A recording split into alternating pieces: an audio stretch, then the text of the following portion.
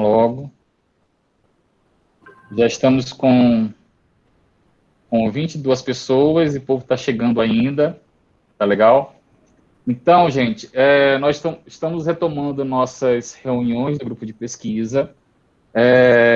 Esse seminário, essa exposição de hoje, ela foi pensada para estar dentro do nosso ciclo de estudo Sagrado nas Fronteiras, mas por uma série de eventualidades, né, de incidentes, problemas que aconteceram no final do ano, nós não conseguimos fazer no final do ano, mas estamos conseguindo fazer agora, né, nesse mês de abril, no dia 23 de abril, e é um momento muito oportuno também para essa temática, está na ordem do dia, já há um certo tempo está na ordem do dia. Qualquer coisa, se vocês viram o menino pulando aqui no sofá, não se assustem, tá?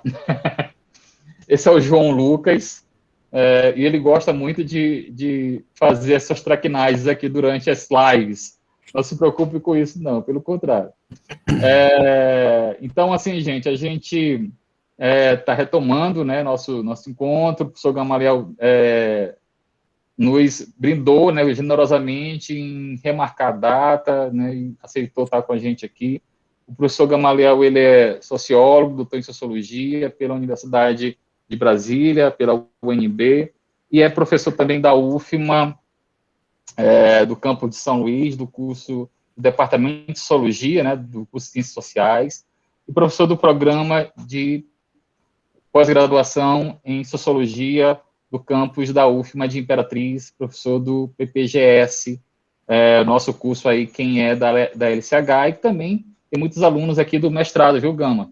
Tem muitos alunos aí do mestrado, do PPGS também, muita gente, muitos estudantes, pesquisadores, acompanhando aí a nossa aula de hoje, nosso encontro de hoje.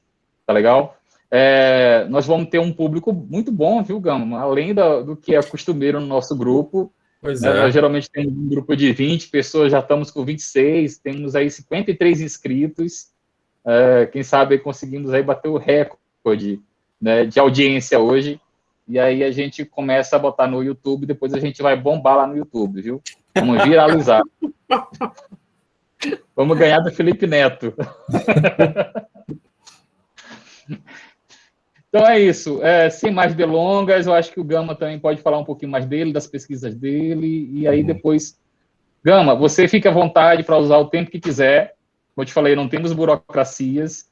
E aí, depois da sua fala, a gente começa a fazer o debate, os questionamentos, tá bom? Que pela discussão já no nosso Zap, do grupo de pesquisa, já gerou muitas contendas aí, viu? Já começou a atiçar o pessoal pela leitura do texto. Tá legal? Então é isso. Não, fica contigo, fique à vontade, tá bom? Seja bem-vindo, viu, amigo? Tá. Eu acho que eu vou falar até as 5 horas, que aí acaba, ninguém pergunta e a gente vai embora. Né? Então, obrigado, Rogério, pelo convite. O Rogério me convidou também a participar do grupo de pesquisa e eu estou tentando colaborar com o grupo de pesquisa e ajudar da melhor maneira possível.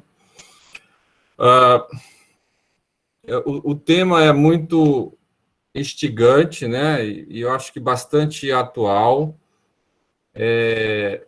Embora eu já tenha, assim, minha relação com as pesquisas sobre o mundo da religião, eu monto um projeto de pesquisa no campo da sociologia da religião, aí eu trabalho um tempo, aí depois eu largo de mão, aí vou mexer com outras coisas, depois eu volto, aí crio um outro pequeno projeto, aí resolvo algumas coisas ali, aí depois mudo. Então, eu acho que, para mim, esse vai e vem no estudo dos evangélicos, para mim, funciona como um processo de desopilar, né? Então, quando eu cheguei de volta para São Luís, na UFMA, eu tinha uma pesquisa em Brasília sobre evangélicos urbanos, né? Essa pesquisa gerou um livro, né? Quando eu entrei na universidade em 2009, eu trouxe esse instrumental nessa pesquisa para São Luís. A gente já tinha aplicado algo em torno de 1.200 questionários no Distrito Federal. Depois, em São Luís, a gente conseguiu aplicar.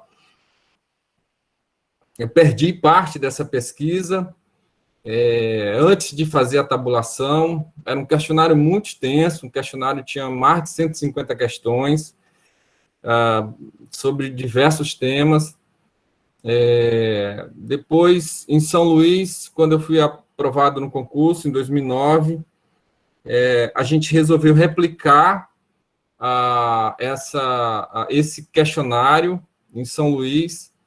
Conseguimos aplicar ainda 314, 315 questionários.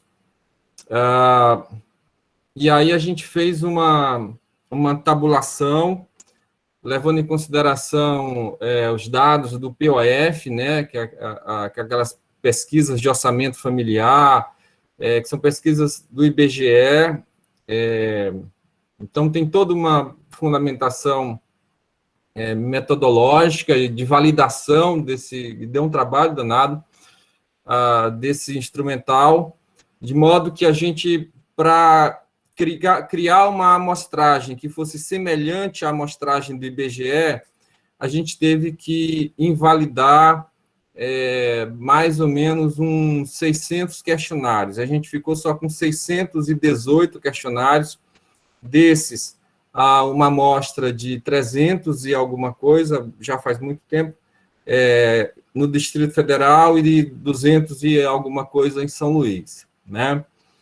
Esse trabalho resultou na publicação desse livro, chamado Evangélicos Urbanos no Brasil, que saiu pela UFMA, né?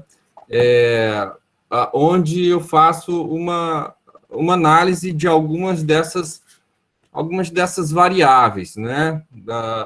Que, na época, que para mim me chamaram a atenção, e algumas muito interessantes, eu deveria ter voltado em algum momento para isso, mas aí depois eu fui, para dar uma desopilada, eu fui trabalhar com sociologia da educação, sociologia do ensino de sociologia, né? E fiquei com uma pesquisa sobre esse tema, uns 4 anos. Aí depois voltei, escrevi um texto sobre a presença do pentecostalismo entre os quilombolas. Esse texto saiu no final do ano passado pela revista Sociedade e Estado, né, da UNB. É uma pesquisa sobre... Também a gente fez um survey entre os quilombolas de Alcântara, e a ideia, na época, era problematizar o impacto da presença do pentecostalismo dentro desses movimentos, dentro desses grupos tradicionais, que são os quilombolas de Alcântara, né? A gente estava fazendo uma avaliação quem seria mais pernicioso para as comunidades quilombolas, se era a base aérea ou se era o pentecostalismo, né? Eu até propus para o Rogério falar sobre esse tema hoje, mas o Rogério insistiu que a gente deveria fazer uma discussão sobre...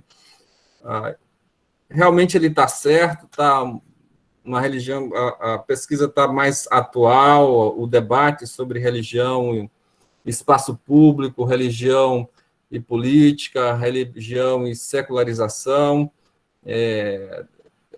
tem sido demandado para os cientistas sociais um conjunto de respostas.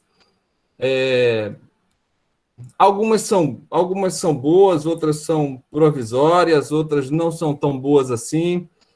E aí, para hoje, eu tive que resgatar esse material e talvez pensar algumas atualizações. Se vocês me permitem, eu fiz só para organizar a fala, eu fiz uma pequena apresentação, não sei se é possível, Rogério, porque aí eu acho que eu organizo a minha fala e gasto menos tempo e a gente teria mais tempo para o debate, né? Eu só queria... Sim, claro.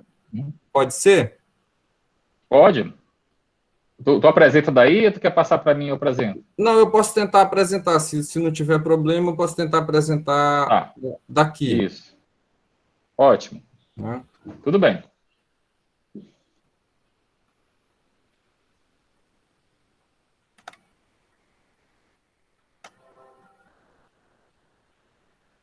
Apareceu, Gama. Apareceu. Apareceu, né? Tá, Apareceu.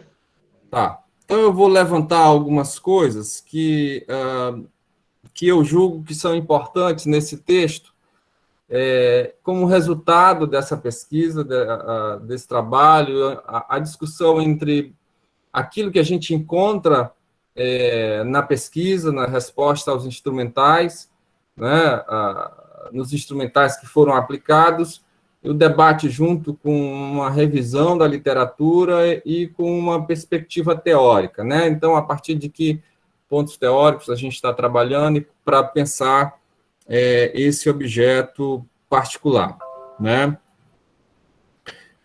Eu não vou, se não tiver problema, eu não vou colocar na tela inteira. Do jeito que está aí, dá para acompanhar? É possível? Dá sim, por enquanto dá. Vamos Tá, ler o beleza. próximo. Então, eu vou manter ele nesse formato, porque a qualquer momento eu posso voltar para, né, Sim, a tela aqui para a gente discutir. Né? sim. Então, a gente talvez poderia começar essa fala pensando sobre esse universo evangélico brasileiro, né?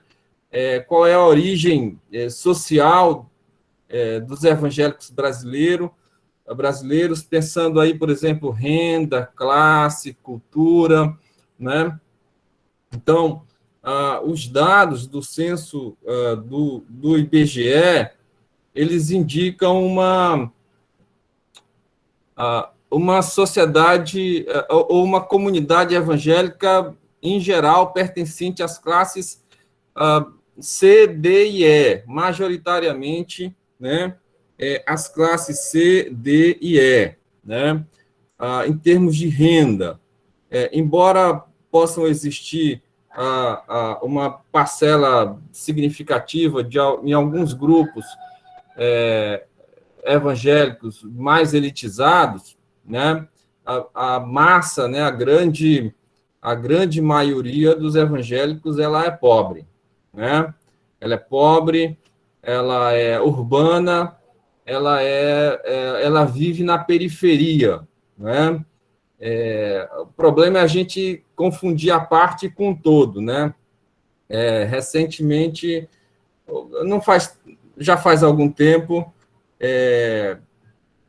alguns líderes das Assembleias de Deus estavam se reclamando porque os cientistas sociais diziam que a Assembleia de Deus era a igreja de pobres, né? E isso parece que causava algum incômodo entre alguns grupos da elite das Assembleias de Deus, né?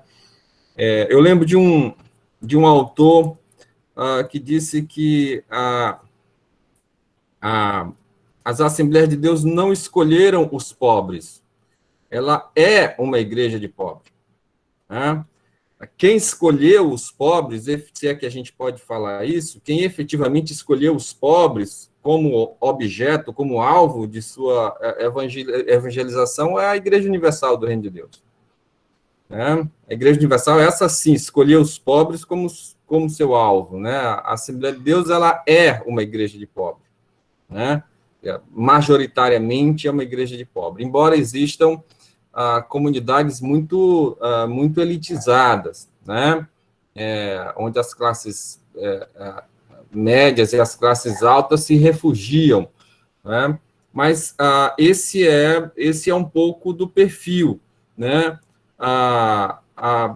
Esses ainda, embora exista um grupo de evangélicos que já nasceu em solo urbano e vive em solo urbano, se converteu ou passou por processos de migração, mas nasceram em solo urbano, ainda persiste um número muito grande de pessoas que migram das pequenas cidades, do campo para as grandes cidades,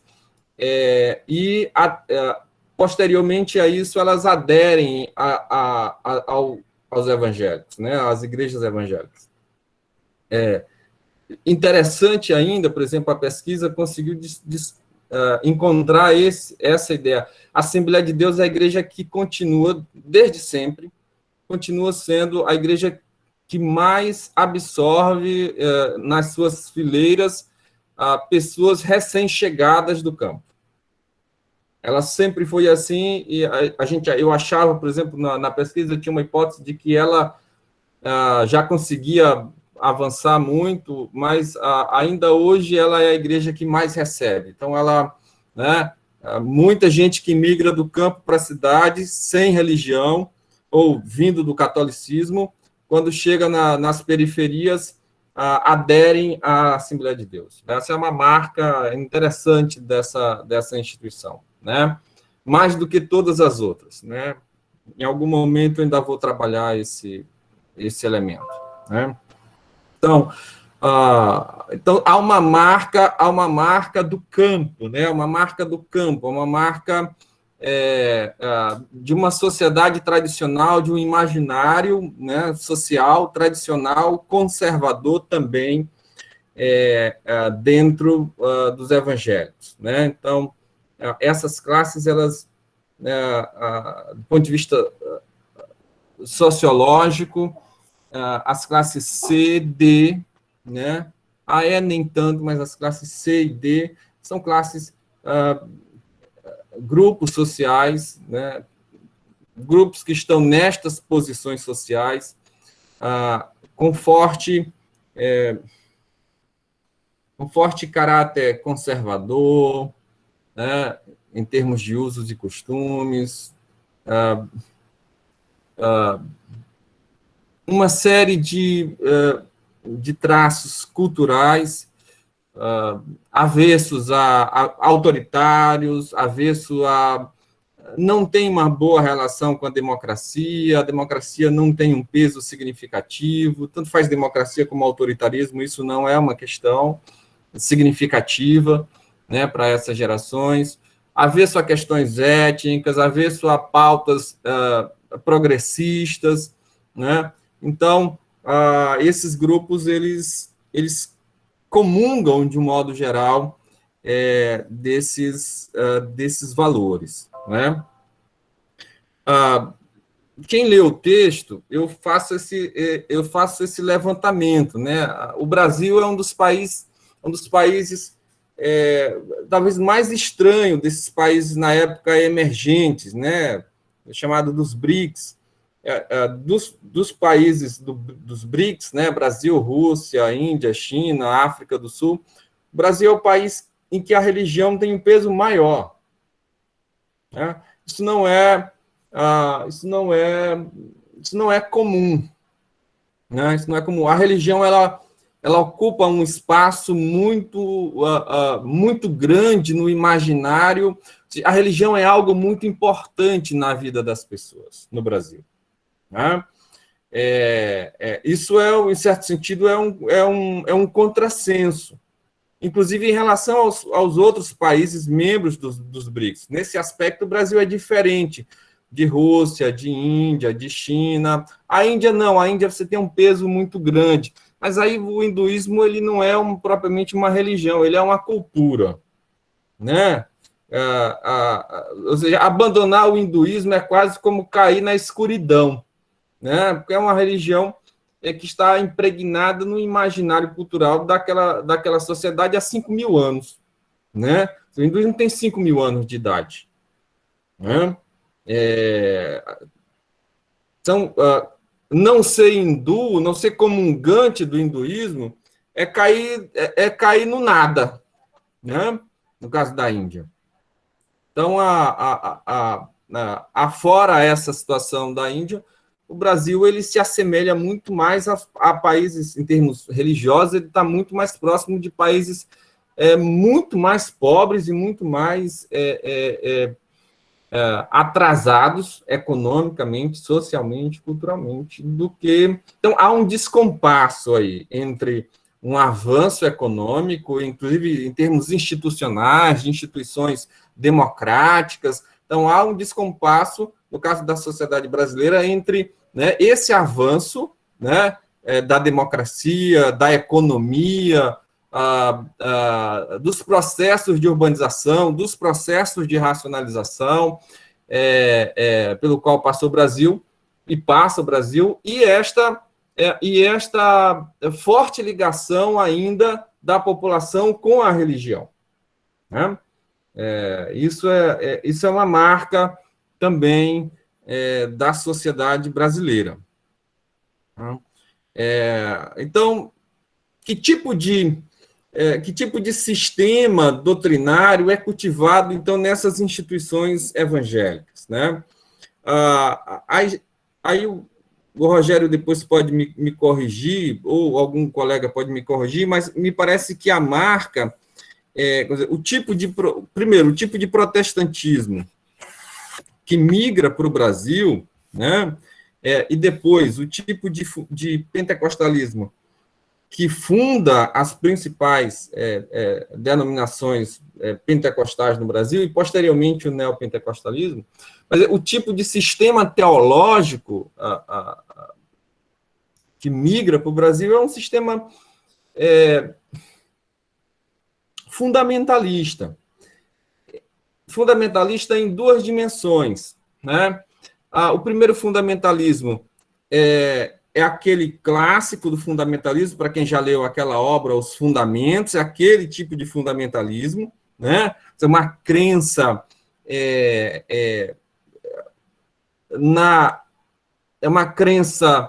na literalidade do texto sagrado, e aí é importante perceber um debate forte que está ocorrendo no final do século XIX, início do século XX, principalmente nos Estados Unidos, entre uma teologia liberal, né, e essa teologia fundamentalista, que gera, inclusive, essa obra, né, Os Fundamentos, e posterior, quer dizer, e quem sai vitoriosa, no caso da sociedade americana, é o fundamentalismo, e posteriormente a isso, especialmente após a Segunda Guerra Mundial, mas antes você já tem esses movimentos migrando para várias partes da América, e o Brasil, inclusive, um processo de envio de missionários oriundos, sobretudo, de regiões dessas igrejas mais fundamentalistas, né? Então, a base de igrejas como as várias denominações batistas no Brasil, as várias denominações, os vários grupos presbiterianos no Brasil, metodistas no Brasil, a origem desses grupos, na sua maioria, são igrejas conservadoras, igrejas teologicamente fundamentalistas, né? Embora liberais em termos econômicos, em termos de uma certa ética econômica, doutrinariamente, teologicamente, são grupos muito pouco afeitos a qualquer contato, a qualquer possibilidade de uma leitura do texto sagrado de forma progressista, ou uma leitura que não seja essa da dimensão literária dos escritos bíblicos, né? Posteriormente, vem um outro tipo de fundamentalismo, né, ou concomitante a isso, que é o que vai fundar o pentecostalismo e, mais tarde, o neopentecostalismo, que é esse fundamentalismo meio que espiritual, né? Que aí você abandona... Há um projeto claro de abandono total da própria reflexão teológica, né? Aí você tem um tipo de religião que é um tipo de religião mágica, e nesse sentido ela é também fundamentalista, porque não há uma leitura e uma discussão séria do texto sagrado, uma discussão mesmo dentro do campo da teologia, né? A Assembleia de Deus vai incorporar seminários e formação teológica muito tardiamente, né? E outros grupos pentecostais também, né? Mesmo os movimentos neopentecostais da década de 60, 70 e 80, eles também vão ser de inspirações fundamentalistas, né, teologicamente fundamentalista, e interessante porque isso não é contraditório ao capitalismo. A gente não pode confundir uma coisa com outra, né? Não pode confundir Santo Sudário com 18 Brumário, né?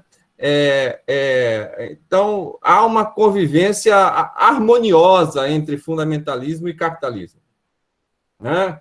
Há quase que uma afinidade eletiva entre essas duas instâncias aí, entre esses dois modos de agir no mundo, né? Magia e capitalismo não são contraditórios. Não? Magia e capitalismo não são contraditórios. Então, a marca, se existe alguma coisa, uma espécie de fio condutor que guia ou que une os evangélicos no Brasil, é o fundamentalismo. Né? Que vai de batistas a assembleianos, que vai de... Né, os grupos progressistas no Brasil que adotaram uma teologia liberal é uma imensa minoria. Né? Talvez hoje não seja nem 1% dos evangélicos, né, no Brasil. Então, essa é uma marca também desses evangélicos aí no Brasil. Né? Então, e aí a gente entra um pouco para pensar aí, né, a relação desses evangélicos com as suas igrejas. Né?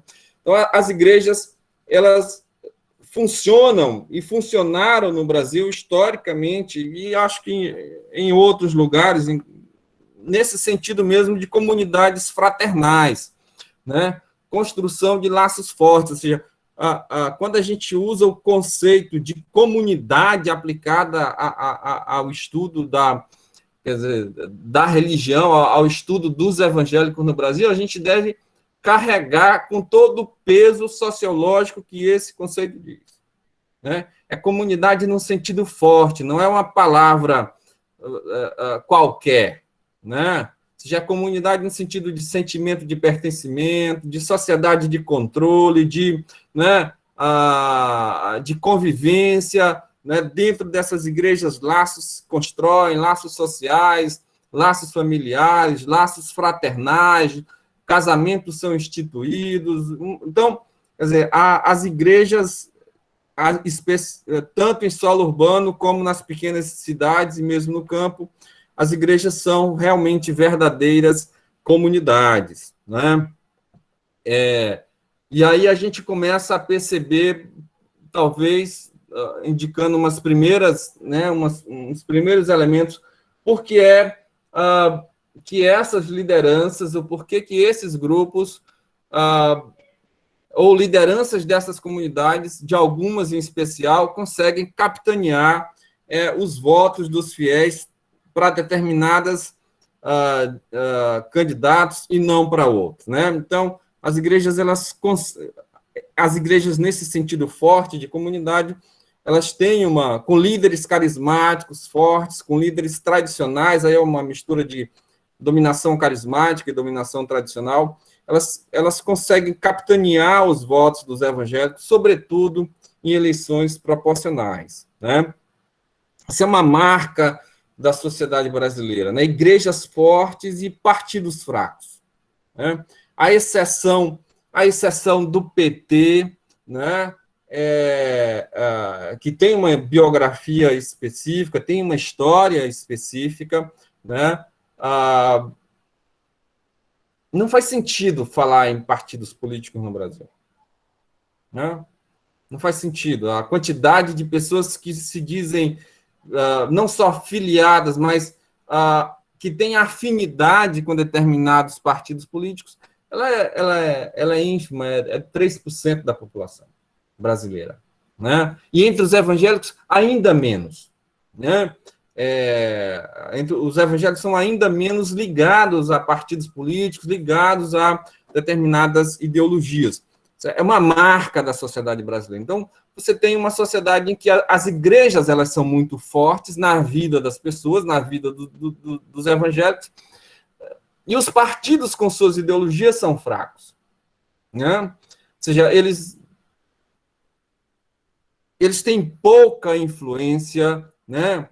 Há um descolamento, né, da população brasileira, de modo geral, e das comunidades dos evangélicos, de modo específico, um afastamento, né, estão apartados das ideologias partidárias, na sua maioria, né?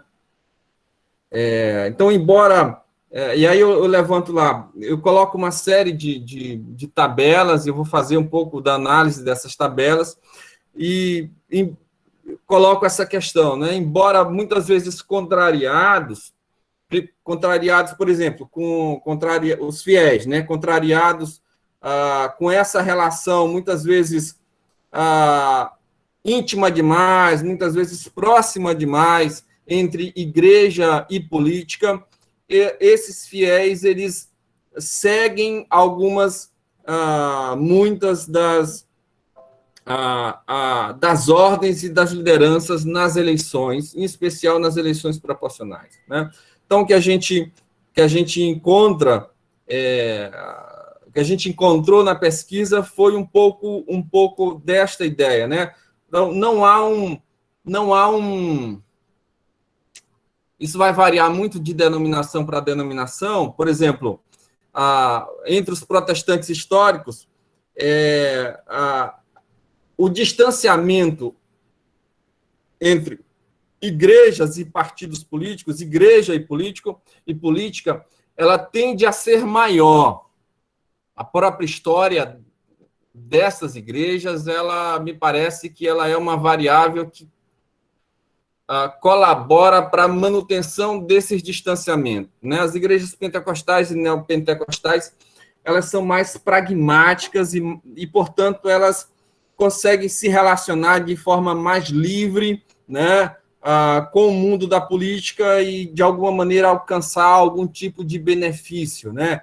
Concessão de rádio, concessão de TV, no caso de Brasília, concessão de terrenos para poder construir os seus templos, ou legalização de terrenos. Isso era uma marca muito grande dos evangélicos no Distrito Federal, em que o metro quadrado, em todo lugar, custava muito caro. Então, as igrejas abriam em invasões, depois as lideranças usavam os votos dos fiéis como moeda de troca para barganhar a regularização de terrenos, a regularização destas construções, né? No Maranhão, isso se repete, embora o objeto muitas vezes é outro, não necessariamente a legalização de terrenos, mas alguns outros tipos de benefícios, né? No entanto, esta relação, de modo geral, ela gera algum grau de tensão dentro da comunidade, né? Ela gera algum grau de tensão dentro da comunidade.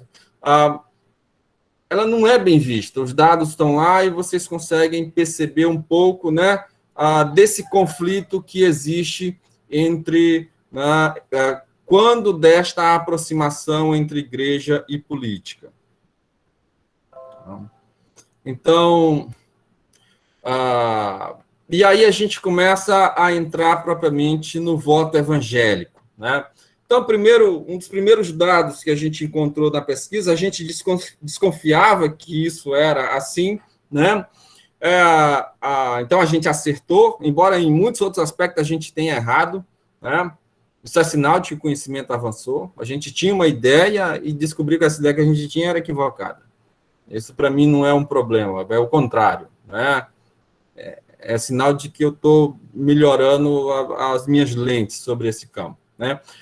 Mas, nesse aspecto, eu acho que a gente acertou, né? A gente acreditava que existia uma crença de que candidatos evangélicos são mais confiáveis, e isso se manifestou nas pesquisas que a gente fez, né? Então, há essa crença de que, realmente, um político evangélico ele é mais confiável, ele é melhor, né, para o país do que um político que não é evangélico. é interessante perceber que quanto maior o peso da instituição religiosa, ou seja, quanto mais a igreja se constitui como uma comunidade, no sentido forte do termo, no sentido duro do termo, né, mais essa crença se acentua. Por exemplo, entre evangélicos nominais, né, ou seja, aqueles evangélicos que, em algum momento da sua vida, da sua biografia, passaram por uma igreja evangélica, fizeram um rito de passagem, né? Teoricamente, teriam se convertido, né? Isso que eu estou chamando de rito de passagem. Mas depois saíram e hoje, quando o censo do IBGE vem e pergunta qual é a sua religião, ele lembra desse rito de passagem e diz, olha, eu sou evangélico. Mas no seu dia a dia ele não frequenta nenhuma comunidade religiosa, isso é chamado esse evangélico nominal, né? Entre esses grupos, não há essa distinção entre evangélico, entre um político evangélico e um político não evangélico, né? Então, quanto mais a comunidade é presente para o sujeito, mais essa crença de que o político evangélico é diferente, ela se acentua, né? Então, mais essa crença se acentua. Então, tem um recorte de classe aí. Se a gente fosse entrar nos pormenores, tem um recorte de classe que mereceria, se a gente tiver a oportunidade, eu posso voltar aí, né? Mas, só resumindo, de modo geral, à medida também que você sobe de classe social, né, essa crença também vai diminuindo. Essa ideia de que, né, o evangélico, o político evangélico é melhor, é mais confiável do que o não evangélico, né?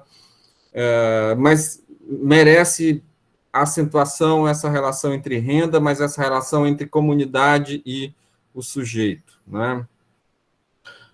Então, ora, forte presença da comunidade e forte distanciamento da identidade com partidos políticos, né? Então, a filiação religiosa no Brasil ela é superior à filiação partidária, ela é superior à filiação ideológica, né? Então, as igrejas elas se aproveitam, ou pelo menos nos últimos 30 anos, elas têm se aproveitado disso. Eu não sei o quanto disso tem de intencional, tá? Para se fortalecer como instituições no campo da política. Então, esse elemento ele é importante, né? Elas têm se aproveitado da importância da religião, da importância delas no cotidiano das pessoas, né? Ao mesmo tempo em que os partidos políticos e com suas ideologias não são significativas. E o que a gente tem visto nos últimos anos, né, embora isso ora está mais forte, ora está mais fraco, são as igrejas dominando determinados partidos políticos, né? As igrejas dominando, ou seja, as igrejas não só, em algum momento, elas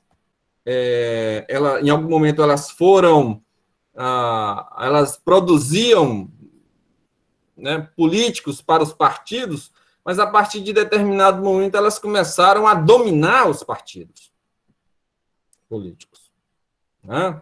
O exemplo da Universal do Reino de Deus e da Assembleia de Deus são um dos mais emblemáticos, né? Elas filiam todos os seus, né, políticos, os políticos que elas se elegem, às vezes em um único partido, e ao longo do tempo elas vão tentando dominar esses partidos, vão podendo, né? Em momentos anteriores elas elegiam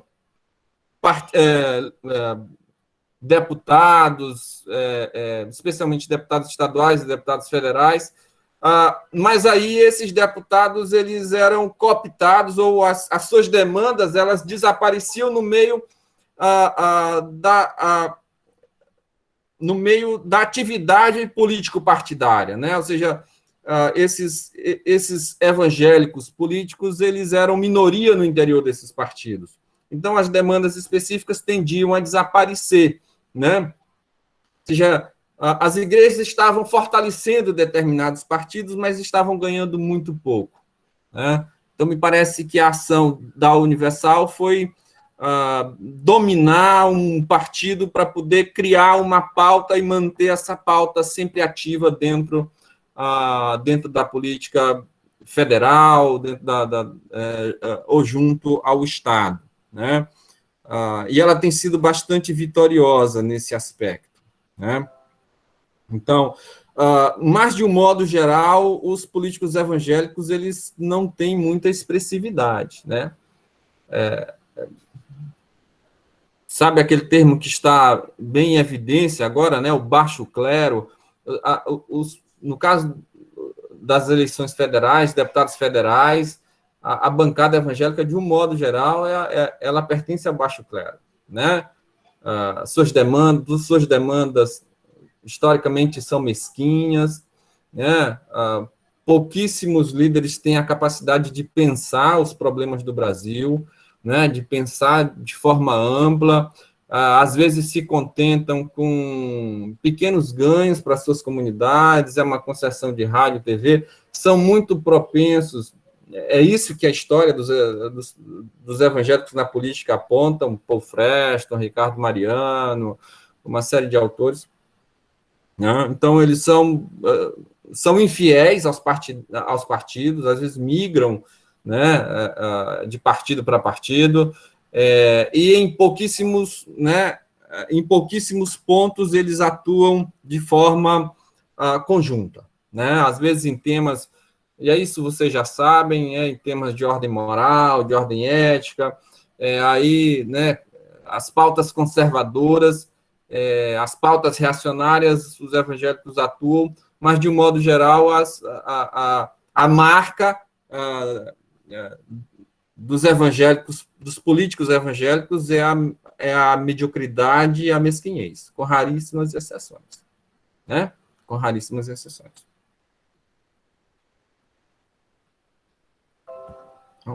Então, os evangélicos, aí eu coloquei lá no texto uma espécie de ponto fora da curva. Então, só para a gente recapitular, as igrejas elas são muito boas, é isso que a pesquisa indicou, né? As igrejas são muito boas em capitanear e direcionar os votos evangélicos em eleições majoritárias, em eleições proporcionais, então eleições para vereador, eleições para deputado estadual, eleições, né, para deputado federal. As igrejas elas são muito melhores do que os sindicatos, né? Elas são mais eficientes do que muitos sindicatos, né, para cooptar ou direcionar o voto dos evangélicos para aquele candidato ou para aquele outro candidato, né? Mas, em eleições majoritárias, a coisa me parece que é diferente, né? Quais são as teses existentes? E elas, de um modo geral, se aplicaram tanto a eleições majoritárias como a eleições proporcionais. A primeira tese existente, que está lá desde a década de 70 e 80, com Francisco Cartacho Rolim,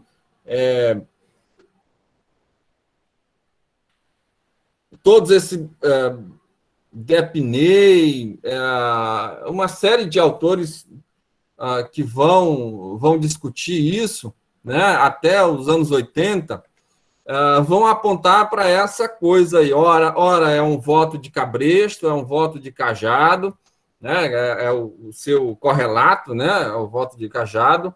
A ideia de que os evangélicos são uma massa alienada, né?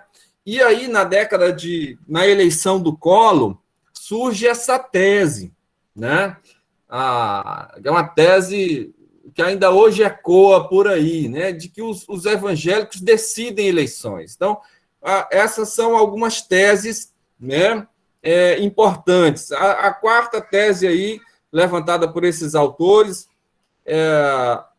de que os líderes evangélicos eles conseguem direcionar o voto dos seus fiéis para aquele candidato ou para aquele outro candidato, eles conseguem demonizar isso, né?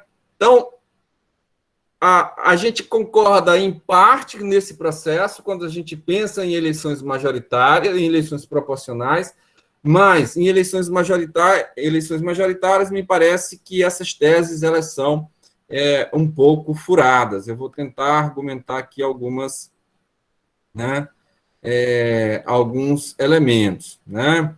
Então, vamos pensar, por exemplo, o caso da... É aqui? Então, vamos pensar o caso da Dilma Rousseff, em 2014, né? Perdoe. Né? Então, no caso da Dilma Rousseff, são os últimos, tá, Rogério? Eu estou me estendendo demais. Então, apesar da adesão, em 2014, né? Apesar da adesão dos principais líderes e pastores brasileiros, né? No texto eu faço essa compilação lá, numa nota de rodapé. Então, todos eles, com exceção de um, e do Edir Macedo, só um momento, e do Edir Macedo, que manteve uma certa neutralidade, né? Perdoe. Todas as outras grandes lideranças apoiaram a eleição de Aécio e fizeram campanha a favor de Aécio. E mesmo assim a Dilma Rousseff ganhou. Né? E mesmo assim a Dilma Rousseff ganhou. Então, é uma coisa para a gente pensar, é uma variável para a gente pensar. As eleições de 2014, essa tese de que os evangélicos decidem eleição, de que é voto de cabresto, de que é voto de cajado, de que é voto alienado, essa tese ela não parece ter se aplicado, ou foi, né, aplicável, por exemplo, na eleição de Dilma Rousseff, mas me parece que as do Lula também não tenham sido diferentes. Né? Então, o que isso indica? Isso indica que é necessário a gente levantar outras variáveis aí, né, que contrabalançam com o peso dos líderes carismáticos. Por exemplo, a capacidade que o sujeito, que o eleitor tem de fazer avaliações. Que tipo de avaliação? Por exemplo, o Bolsa Família. Né? Por exemplo, as melhoras na condição de vida dos mais pobres. Por exemplo, no programa Minha Casa, Minha Vida. Quem é que foi beneficiado com esses programas? Pobres. De periferia. Muitos evangélicos. Então, a desobediência é clara aí. Os evangélicos votaram em Dilma Rousseff. Desobedeceram às suas lideranças. Evangélicos de todas as denominações. Você tinha as lideranças fazendo propaganda para Aécio, defendendo Aécio, né? E os evangélicos foram lá e votaram em Dilma, junto com o restante dos pobres. Então, eu acho que essa é uma variável para a gente discutir, né? Essa é uma variável para a gente discutir.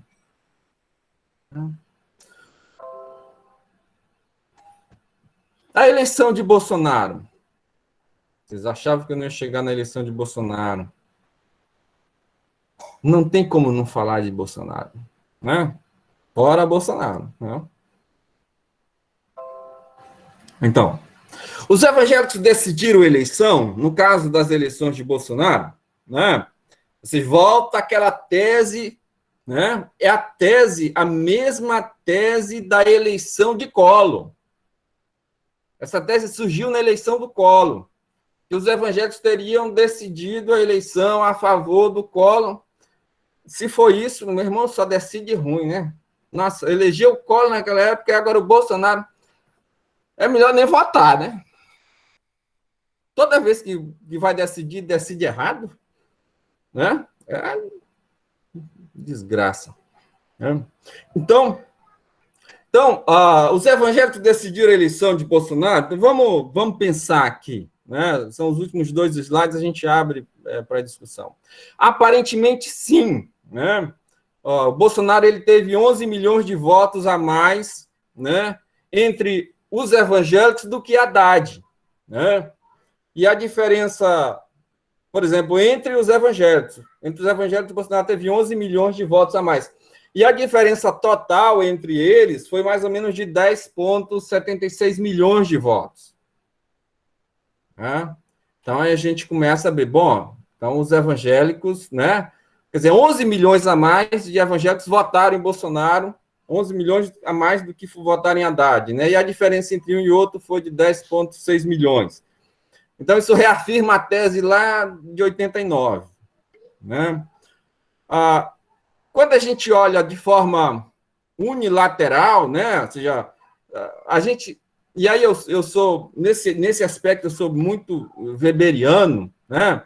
Embora não existam weberianos, né? Existem weberólogos, né?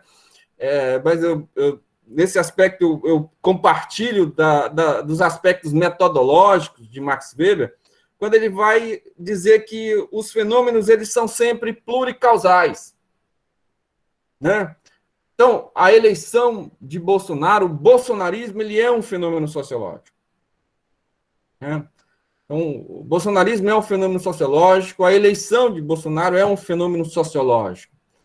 E ela não pode ser analisada de forma monocausal. Né?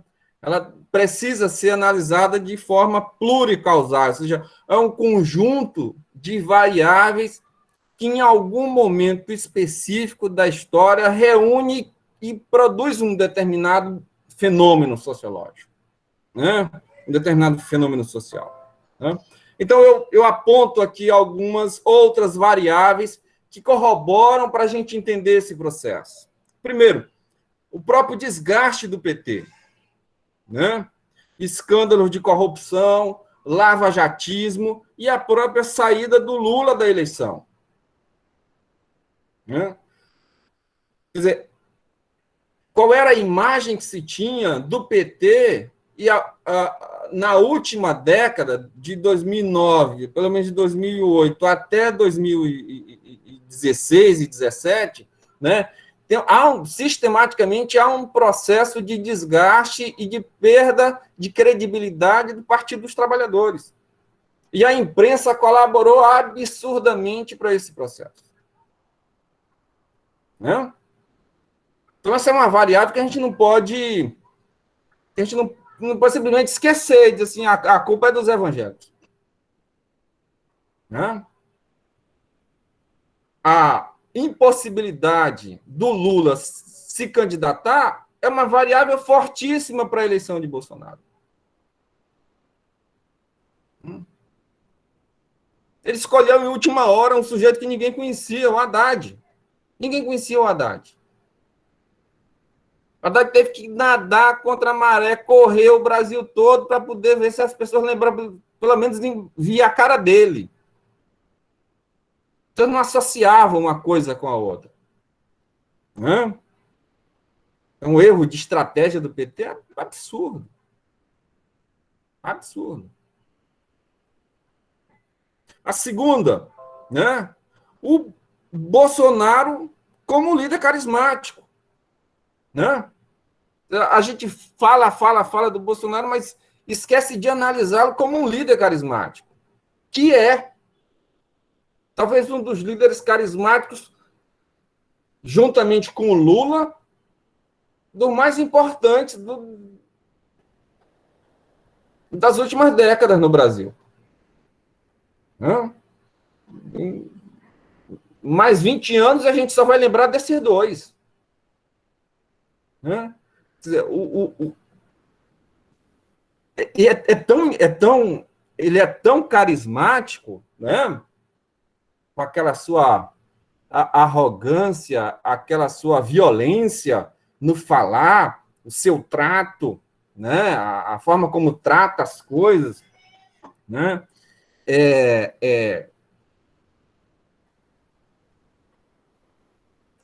Eu só lembro do, eu só lembro do Hitler, né? O Hitler era um sujeito que tinha 1,60 m, só um toquinho, né? Cabelo preto, uma coisa que ele não se identificava esteticamente com o padrão que ele cobrava, né? Ele falava de uma sociedade de arianos, de uma civilização de arianos, louro, alto. Ele não era nem louro, nem alto, nem forte, ele não era nada. Mas as pessoas olhavam para ele e via isso. Né? Quer dizer, é só líder carismático que consegue fazer as pessoas não enxergarem nele aquilo que ele é. Né? Ele é genocida e ninguém disse que ele é genocida. É raparigueiro, ninguém disse que ele é raparigueiro. Ele disse que era e ninguém acredita. Né? O que você fazia com o dinheiro? Pagava puta. E ninguém acredita que ele é. Ele diz e ninguém não, o senhor não disse isso não. Né? Ou seja, só líder carismático faz isso. Né?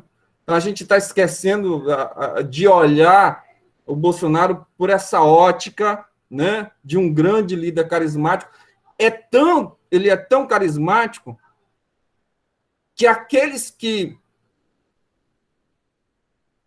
embarcaram na onda do bolsonarismo e depois se separaram dele, se lascaram. Perdoa a expressão, chula. Né? Ou seja, o carisma dele é intransferível. O carisma dele é intransferível.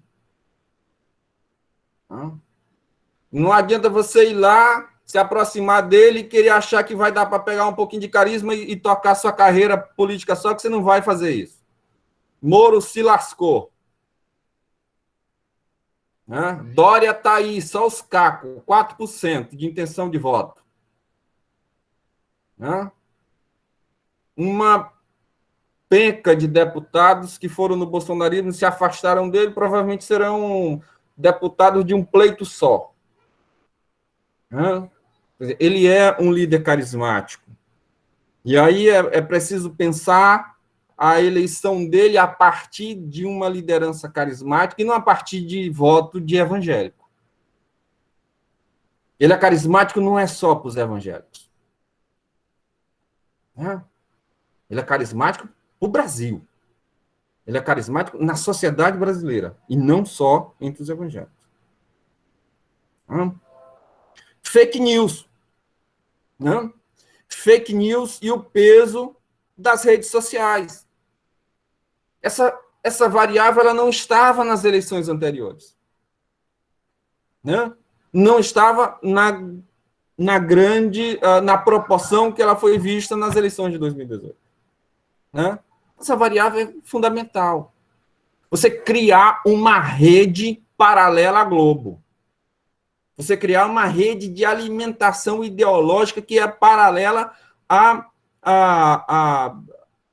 ao lugar onde as classes médias constroem a sua ideologia, a sua visão de mundo. As classes médias formam opinião lendo Veja, lendo Isto É, assistindo o Globo. O bolsonarismo, ele cria uma rede, um universo paralelo, ele cria uma rede paralela de alimentação desse processo. Mais eficiente do que elas. Ainda hoje é. Um número muito grande de pessoas não assiste mais Globo. E agora mais nem CNN. Assistem a Record e são alimentados pelas redes sociais. São alimentados, né, pelas fake news que vêm via WhatsApp, né, pelas ideologias que vêm, pelas críticas que vêm, né, pelos processos que vêm por essas redes.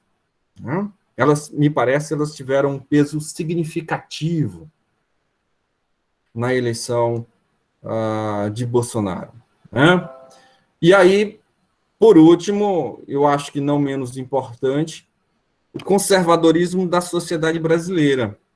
Conservadorismo moral, reacionarismo, né? Uma crença numa ideologia punitivista que envolve não só prender, assassinar, eliminar, né? uma política anti-minorias sexuais, anti-minorias étnicas, contra as pautas feministas, uma sociedade extremamente autoritária, né? Aí existe uma afinidade entre, né, entre estes elementos que foram fundamentais no discurso bolsonarista, né, e a sociedade brasileira, de um modo geral, e os evangélicos, de um modo particular. Nesse caso, aí nesse aspecto, a gente consegue perceber como esse tipo de ideologia, né, mas aí a gente percebe, não são os evangélicos que são conservadores, é a sociedade brasileira que é conservadora. Não são os evangélicos que são violentos, é a sociedade brasileira que é violenta, que cultiva a violência. Os evangélicos não são uma comunidade à parte, não são uma sociedade à parte. Né? Eles estão imersos nessa cultura. Né? Estão imersos, totalmente imersos.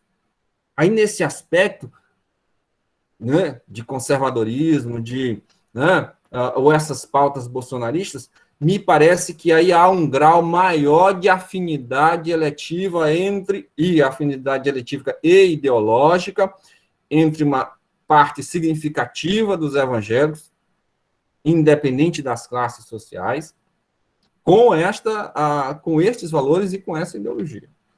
Né? Então, nesse aspecto, me parece que há um algo a mais, há um plus a mais. Né? Isso, por si só, foi responsável pela eleição de Bolsonaro? Duvido muito. Né? Duvido muito. Já há sem que a gente olhe essa dimensão pluricausal, né? Muito... A análise, me parece, ela fica muito rasteira, ela fica muito superficial, né? E aí você atribui, né, a culpa a essa. Não, quem elegeu o bolsonarismo foram os evangélicos. Uma série de variáveis elegeu o bolsonarismo, né? Me parece o peso das igrejas e das lideranças evangélicas. Tem. É óbvio que tem. Mas essas lideranças evangélicas não estavam apoiando uma coisa estranha à cultura.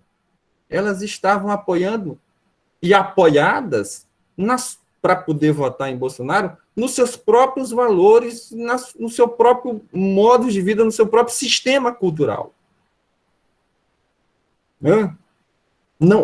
Não é apartado. Os evangélicos não foram cooptados pelo bolsonarismo. Os líderes evangélicos não elegeram. Eles são assim. E não são só eles. É a sociedade que é assim. O PT errou gravemente na avaliação, né? Acreditando que estas pautas progressistas iriam encontrar um solo fértil para poder prosperar no Brasil. Essa avaliação é totalmente equivocada. Né? Não perceberam o grau de insatisfação da sociedade brasileira diante dessas pautas. Não era o grau de insatisfação dos evangélicos. É o grau de insatisfação da sociedade brasileira. Os evangélicos é apenas a ponta de lança desse processo. Porque as igrejas alimentam esse processo. As igrejas, no seu radicalismo, que é natural. Porque a gente está falando de religião. Toda religião tem algum grau de tensão com o meio social. E o grau de tensão se dá justamente nos padrões morais, nos padrões éticos, que são estabelecidos pelo seu sistema doutrinário. O sistema doutrinário cristão é judaico-cristão. Então, as igrejas elas são apenas a ponta de lança de um processo que já está consolidado na sociedade brasileira. Falei demais, Rogério. Obrigado, perdoe por ter falado tanto assim. Foi 1 hora. Ô, Gama, tranquilo, foi ótimo te ouvir, viu? Muito bom. Eu acho que aí fica pululando de questões, né, de incomodações, incômodos, né, na nossa cabeça.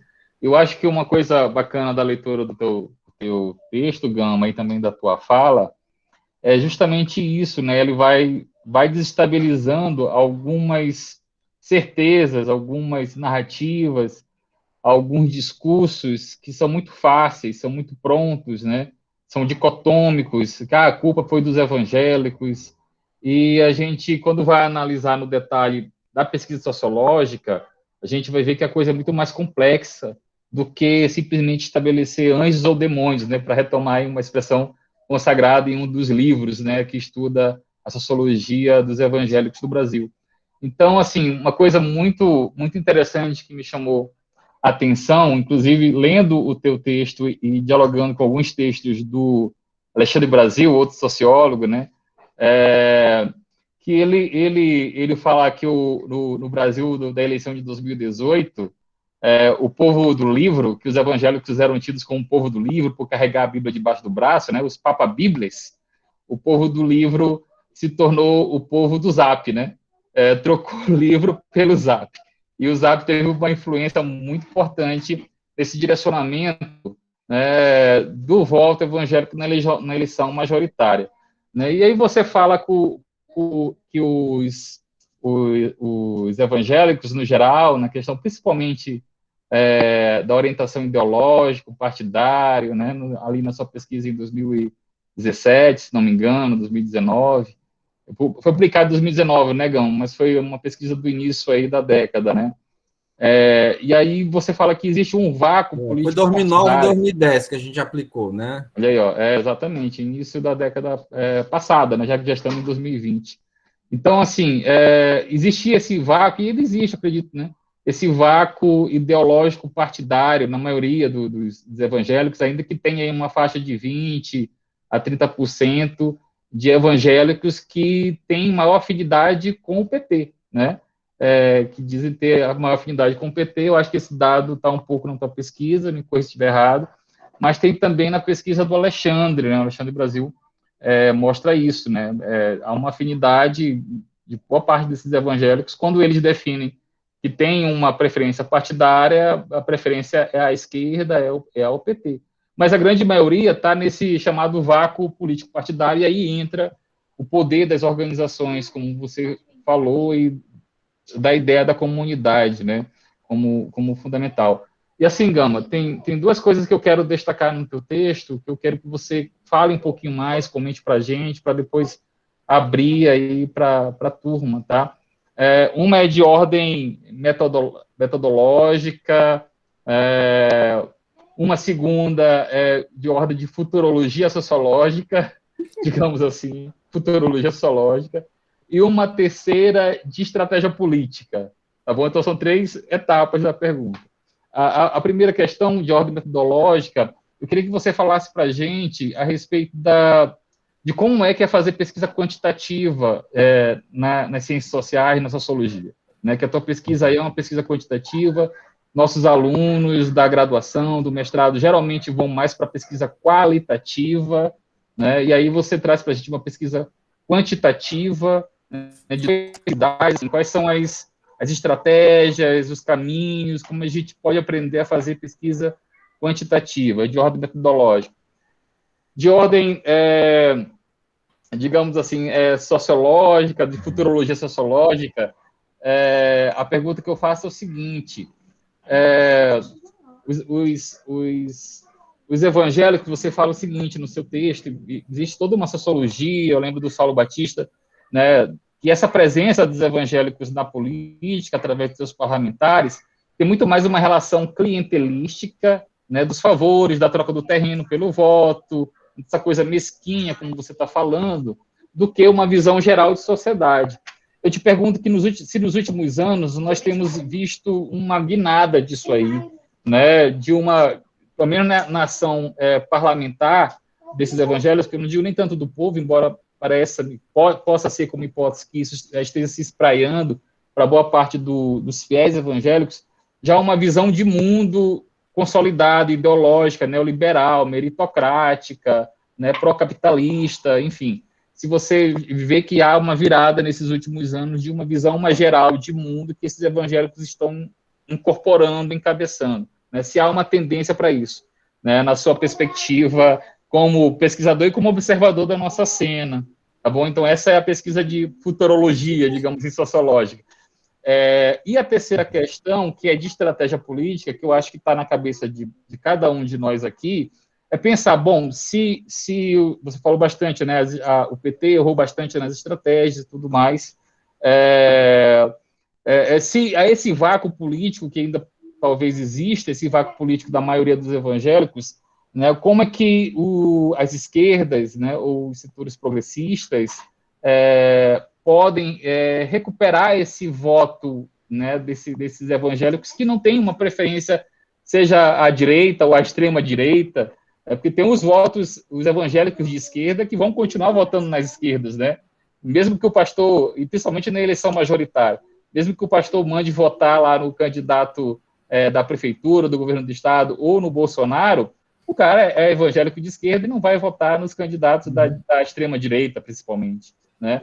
Mas aquele 70%, 80% que estão aí nesse vácuo político partidário, eles estão meio que ao sabor aí das pressões da liderança ou das ações dos partidos políticos junto a essas lideranças. Então, como é que você vê que as esquerdas podem recuperar esse voto evangélico, né? Já que nas eleições de 2006, principalmente, 2010, esse voto evangélico foi majoritariamente da esquerda, né? Então, assim, como estratégia política, eu acho que é uma pergunta que está na cabeça de todo mundo.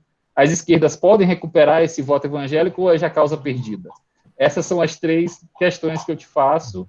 E aí depois você responde elas, depois a gente abre mais uma rodada, tá bom, Gama? Para a gente organizar melhor. Tá bom.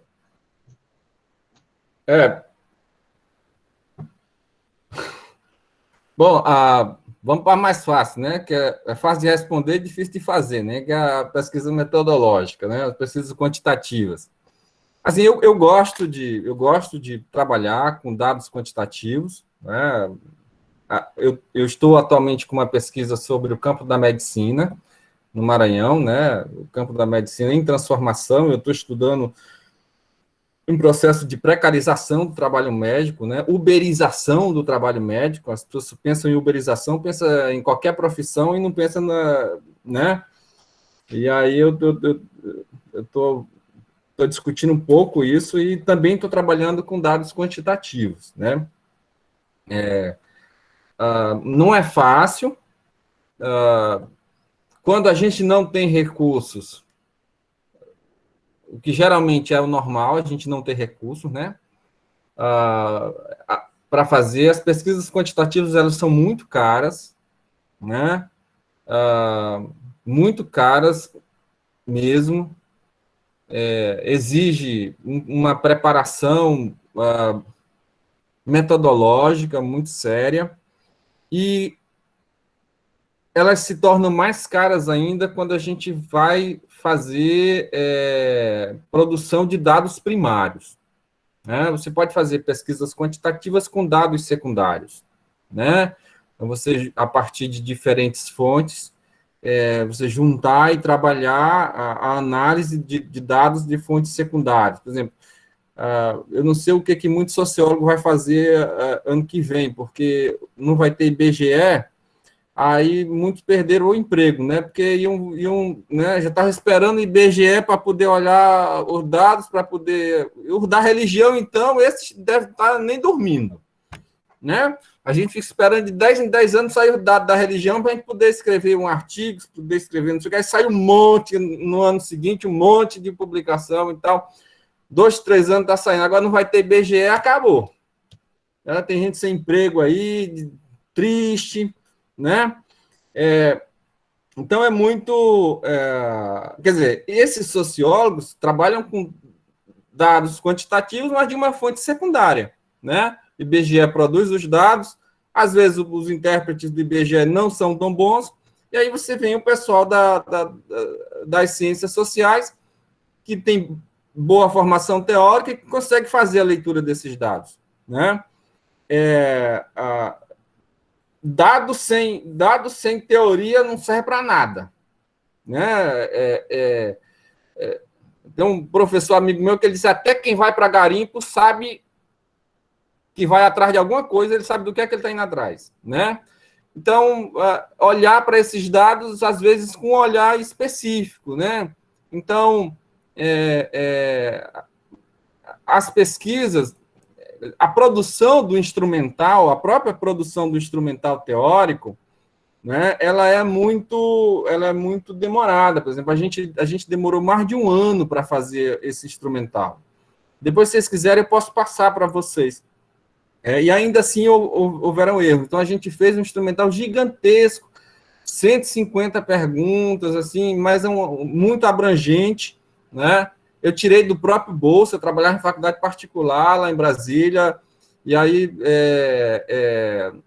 a faculdade me concedeu umas horas de trabalho para me fazer essa pesquisa, eu recebi por essas horas, peguei esse dinheiro e imprimi os instrumentais e paguei pessoas, eu dava aula numa faculdade de teologia, eu usei meus alunos de teologia para a gente aplicar questionário, a gente foi, aplicamos os questionários, depois a faculdade perdeu os questionários, 1.600 questionários, ela perdeu tudo, sumiram com os questionários, né?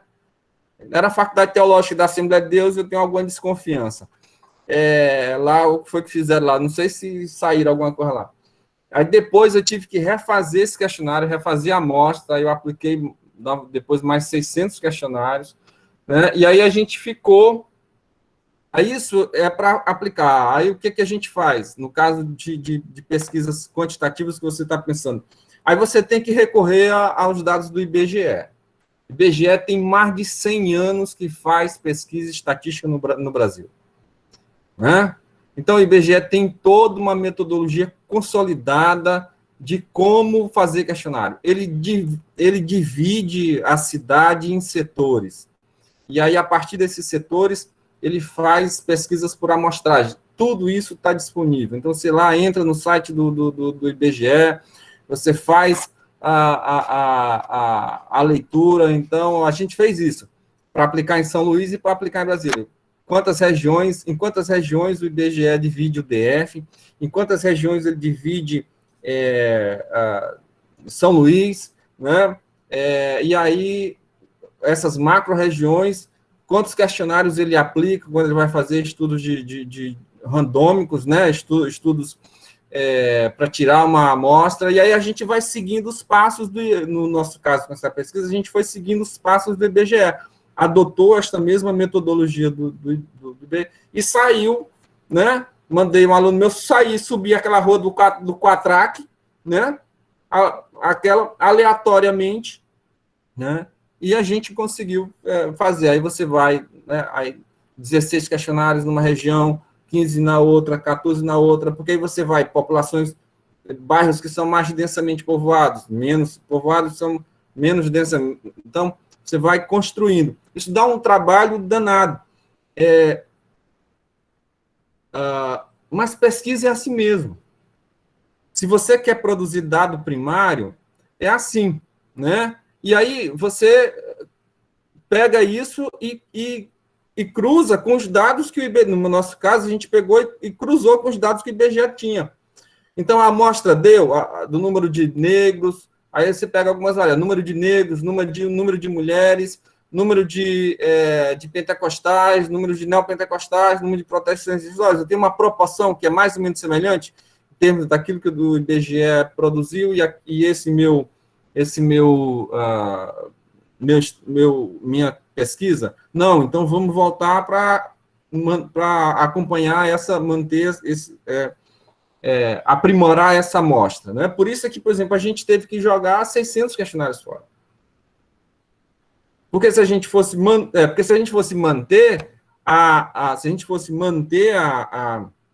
esses questionários, a amostra ia ficar muito distorcida.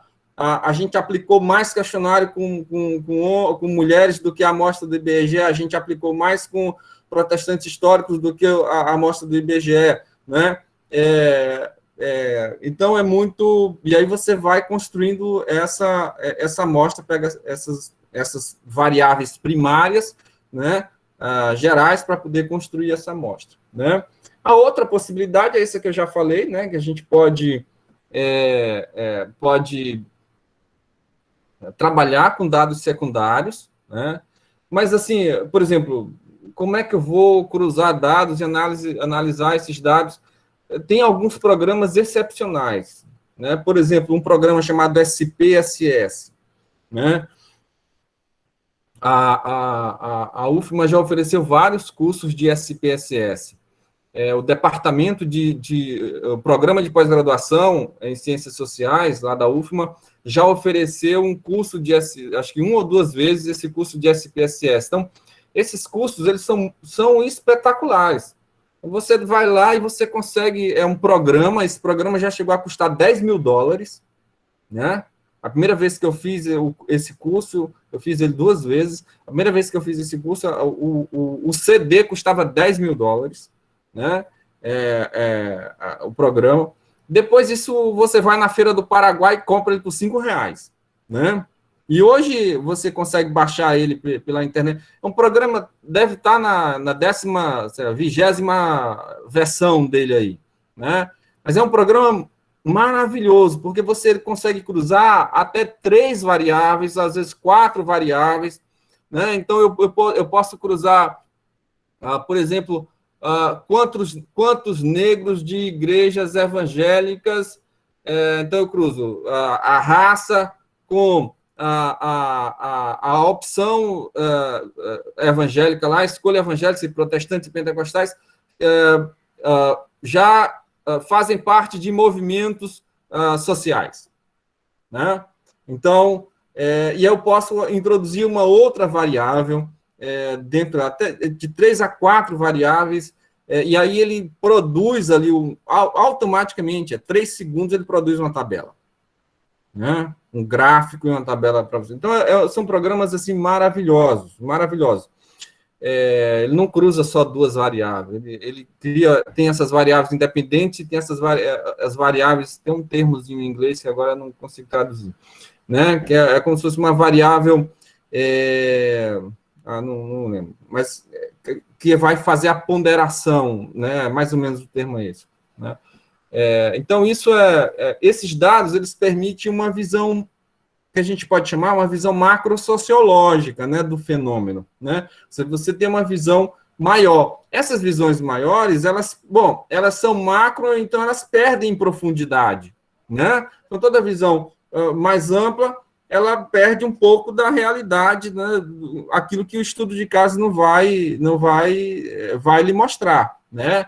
Então, ela não vai no particular, né? As pesquisas de campo, a pesquisa, né, o trabalho de campo, a etnografia, o estudo de caso, ele tem o mérito de ser um trabalho muito profundo, mas, às vezes, você precisa de um esforço muito grande para fazer, inclusive, um esforço teórico muito grande para fazer uma conexão com o restante né?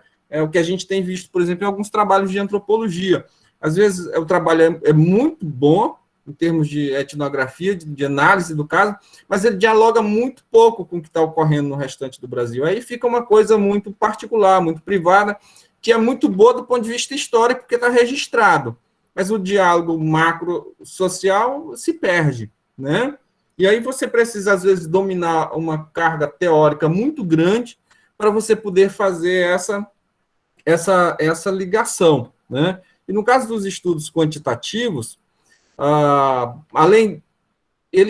ele tende a te oferecer uma visão um pouco mais ampla, né? Um pouco mais ampliada do fenômeno. Ele te dá a porcentagem, ele te dá a amostra. Isso te dá uma possibilidade de interpretação muito grande, e eu gosto muito disso, né? E aí o diálogo com a produção teórica, nacional ou internacional, ela tende a ser mais fácil, né?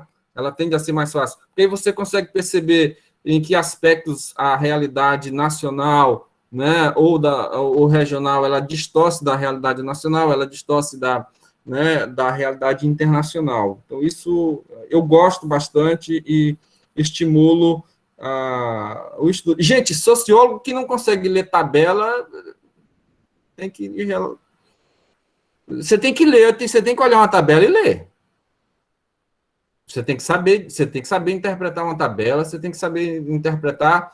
Você pode até não saber aplicar o questionário, metodologicamente, mas o gráfico que aparece, o conjunto de tabelas que aparece, você tem que interpretar, né?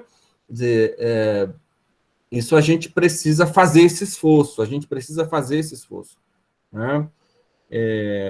E, por exemplo, consegue trazer uma das coisas que mais me chamou a atenção dessa pesquisa, perdoe, eu já estou falando demais de novo, por exemplo, foi constatar como, né, nessa amostra, foi constatar como eu toquei nisso agora há pouco, como as Assembleias de Deus continuam sendo um imã para atrair pessoas que migram do campo para a cidade. Por exemplo, isso a pesquisa me mostrou. Né? Quando eu cruzei os dados, tinha uma pergunta lá, há quanto tempo você está, né, na cidade?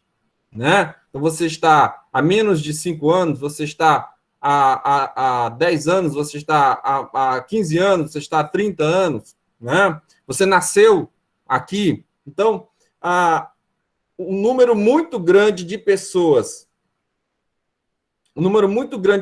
que tinham menos de 5 anos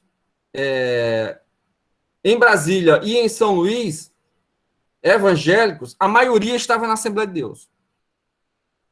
Então, a Assembleia de Deus ela continua cumprindo ela continua com um traço muito marcante da sua história. Né?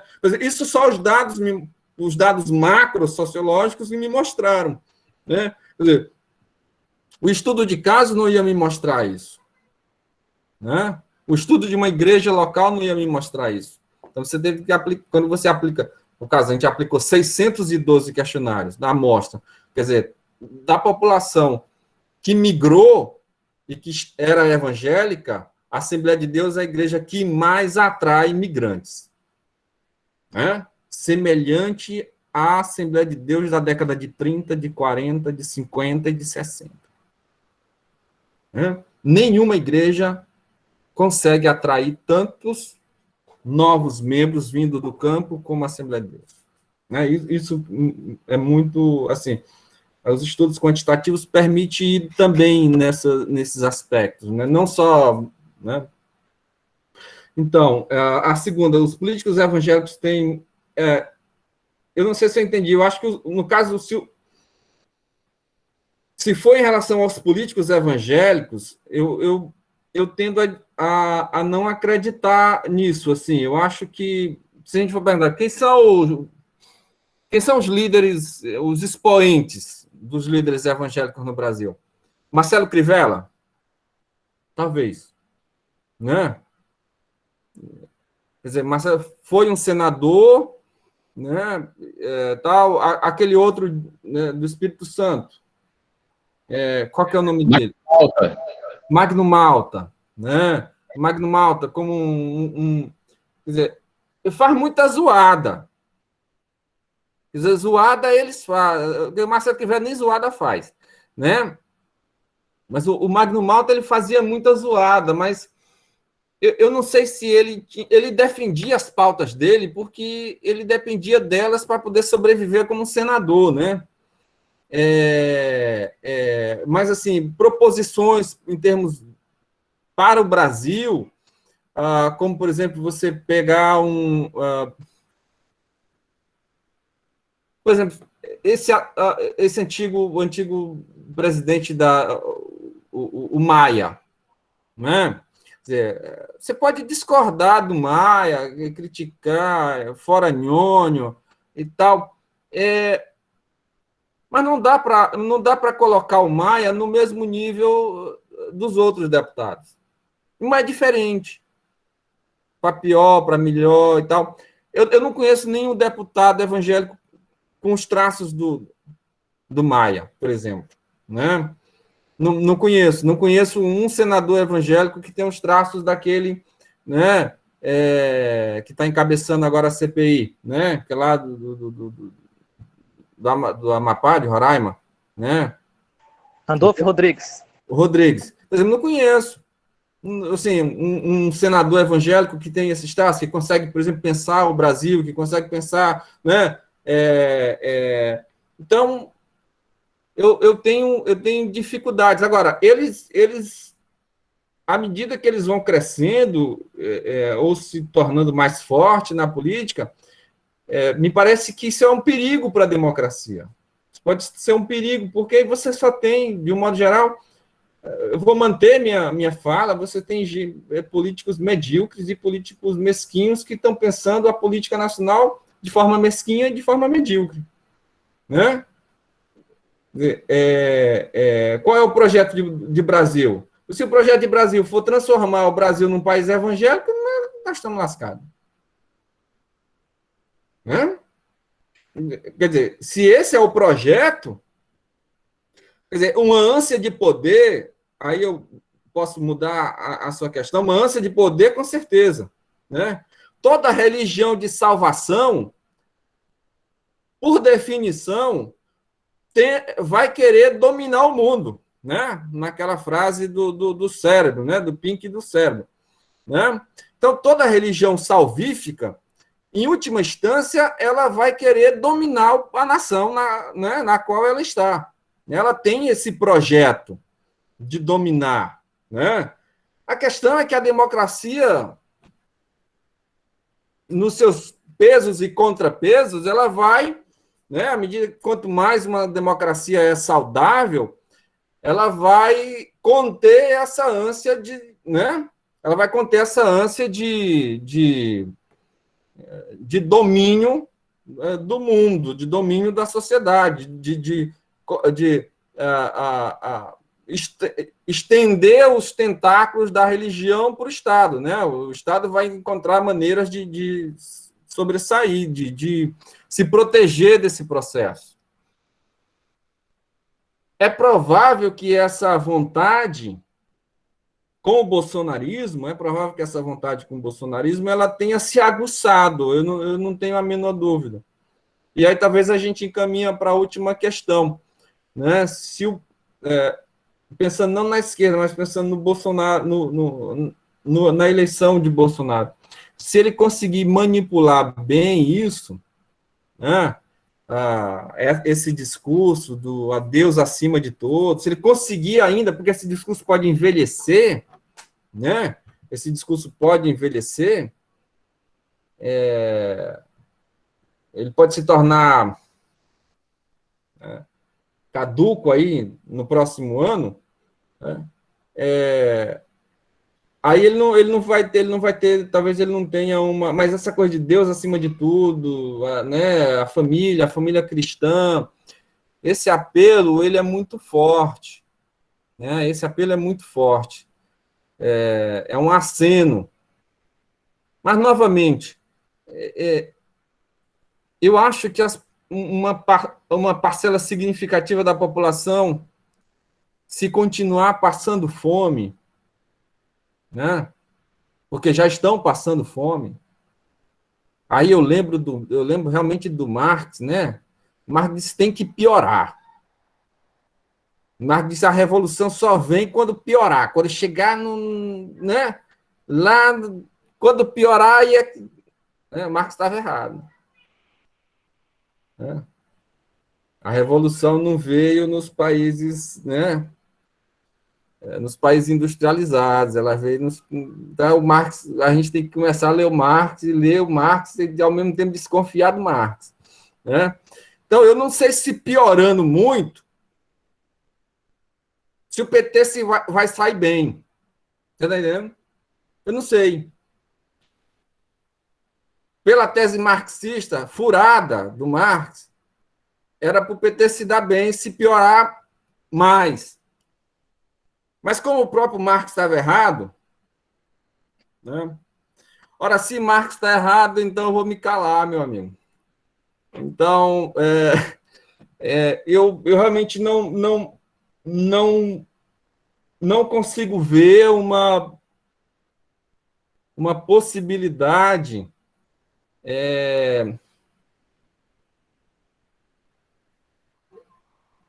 a minha visão é uma visão de classe, sabe? O que é uma visão de classe? Eu aposto na capacidade racional do sujeito, ou seja, o sujeito conseguir ler o mundo ao seu redor, perceber se está pior ou se está melhor, e a partir disso votar. Mas essa é a visão de classe, de um sujeito da minha classe social. Eu não sei se um sujeito de uma outra classe social pensa dessa maneira, né? Eu não sei se quanto mais piorar, se isso vai ser bom ou ruim para o bolsonarismo. Né? Eu não tenho hoje, eu não tenho essa capacidade de avaliar. O que as pesquisas estão indicando hoje é que sim, quanto mais piora, mais a rejeição do Bolsonaro aumenta. Mais o povo corre para os braços do Lula. Lula está de braço aberto. Eu te perdoo, vota em mim. Lula está aí, está de braço aberto. Esqueça, ele nem tem mágoa do coração, não tem mágoa no coração, nem com Dallagnol. Nem com Dallagnol. Então, mas acreditar, se o PT acreditar na mesma coisa que Marx acreditava, ele pode perder de novo. Ele pode perder de novo.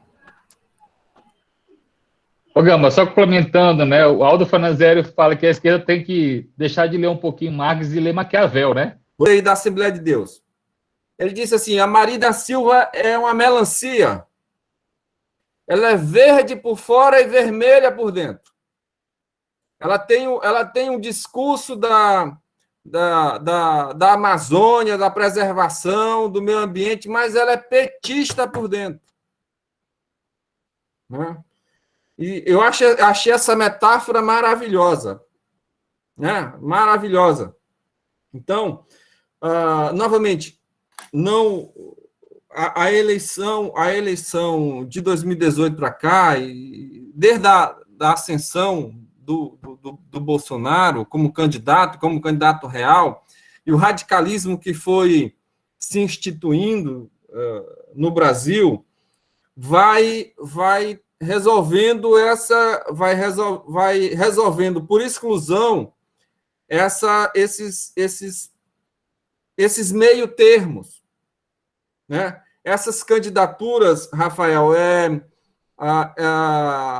essas candidaturas mais sóbrias, essas candidaturas mais ao centro. Então, não tem centro-esquerda nem centro-direita, né?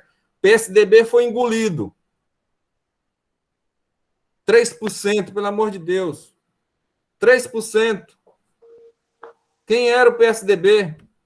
Né? Cabo Daciolo ganha, o Cabo Daciolo ganhou dele. Centro-direita, né? Centro-esquerda, Marina Silva, não sei o quê, né? Desidratação total, porque o radicalismo que a política assumiu, né? Provocou esse processo. E aí você tem um movimento em que ser chamado para a razão não é uma questão que se coloca. Né? Não é uma questão que se coloca. Então, a Marina Silva foi colocada no mesmo saco de toda a esquerda, de toda a petralhada, de toda no mesmo barco do pessoal que roubou a Petrobras, e é tudo ladrão, é tudo petista, é tudo comunista, é tudo ligado ao Maduro. E Jorge Soros. E esse rótulo pegou. E esse rótulo, como esse rótulo pega? Né? E aí eu acho que a questão é se as próximas eleições elas vão estar nesse mesmo radicalismo. Eu não sei responder, não tenho a menor ideia. Não tenho a menor ideia.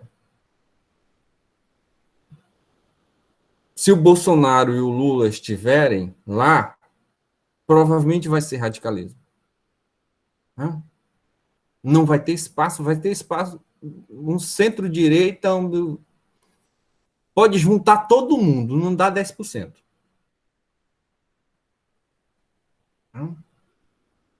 Sim, é possível, é possível.